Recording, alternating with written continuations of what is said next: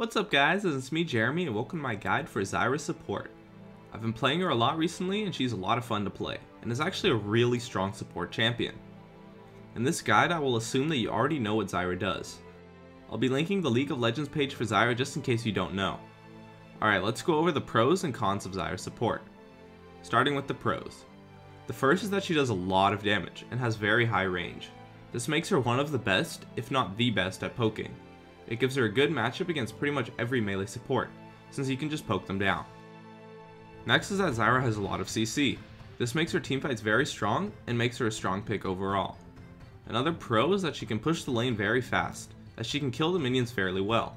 This makes her very powerful in a tower pushing team comp. The last pro I came up with is that she is an unconventional support, and many players will not know how to play against her.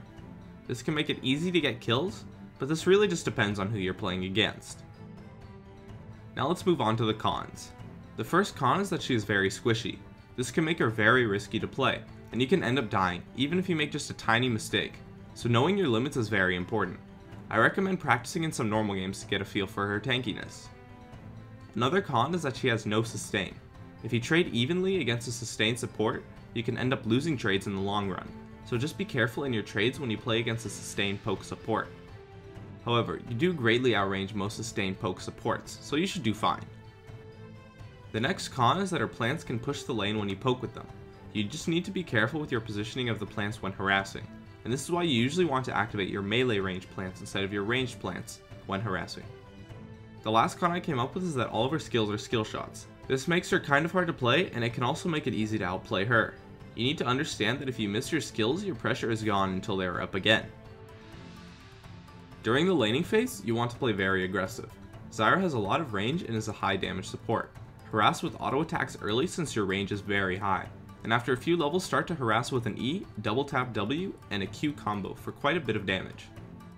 However, since you lose so much pressure if you miss your skills, what you want to try to do is bait your opponents into trying to harass you, and then hit your skills as they run towards you. This will lead to some easy poke, and it will give you a huge advantage in the lane. Just be careful and ward well, as it can be easy to get caught out since you are so squishy. It is somewhat easy for Zyra to catch someone else out though, so don't be afraid to commit to a full fight if you hate your skills. During the teamfight phase, you of course want to use your ult on as many people as possible, and then you should just use your skills to help protect whoever is most fed on your team. There's really no reason to try and kill someone, since you are the support and will just get kited and killed because you don't have enough damage to kill anybody.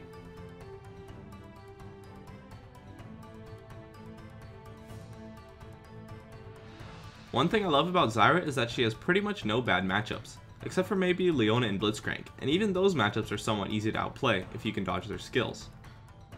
The best matchups for Zyra, although she does have a good matchup against pretty much everybody else, would be supports like Sona or Alistar. Sona because you can outrange her and you can safe poke her, and Alistar because if he tries to do anything you can just hit your E, poke, and then back off. Zyra works best with AD champions that have strong damage early game, and that also have strong poke. Graves, Corki, Ezreal, Draven, Misfortune, Varus, Sivir, Kog'Maw, Caitlyn, and Ashe are all great AD carries to play with Zyra. For masteries, I take my standard 1-15-14 setup. This gives me good tankiness and a lot of movement speed, making it easy to harass. You can also take a 1-15-14 setup with magic resist if laning against a magic damage poke support like Lulu or Sona. For my Zyra runes, I take movement speed or gold pretend quints, depending on if I want to be aggressive or not.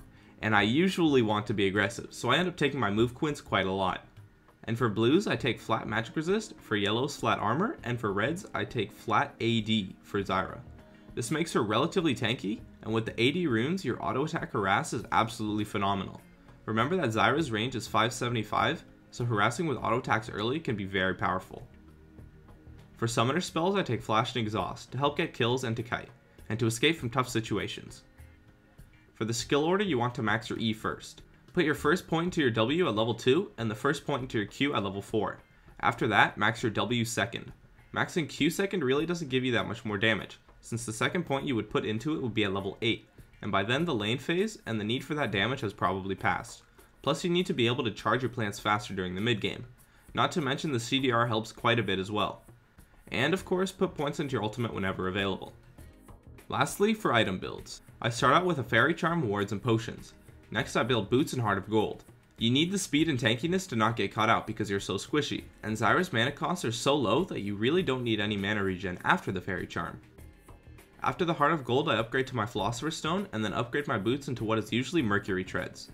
Next, I'll either build Shurelya's or Aegis, depending on if my jungler has built Aegis or not, and after that, you should either build Shurelya's if you built Aegis earlier, or Zeke's or a second Aegis if you built Shurelya's earlier.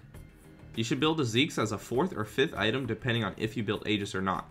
If you didn't build Aegis, your 5th item should probably be a situational tanky item. For example, Abyssal Scepter if their AP carry is doing well, Frozen Heart if your team needs it, etc. This 5th item will almost never be built though, so you really don't need to worry about it too much. Lastly, upgrade your Heart of Gold into an Iron Locket of Solari, and with a 6th item spot for wards, you should be good to go. You want to think about buying oracles after you have built your first major item, as an oracles is essential for map control and pressure. And as always, don't forget to buy wards. So, thanks for watching my Zyra support guide. I'd love to hear your guys' feedback in the comments. I'll see you guys next time.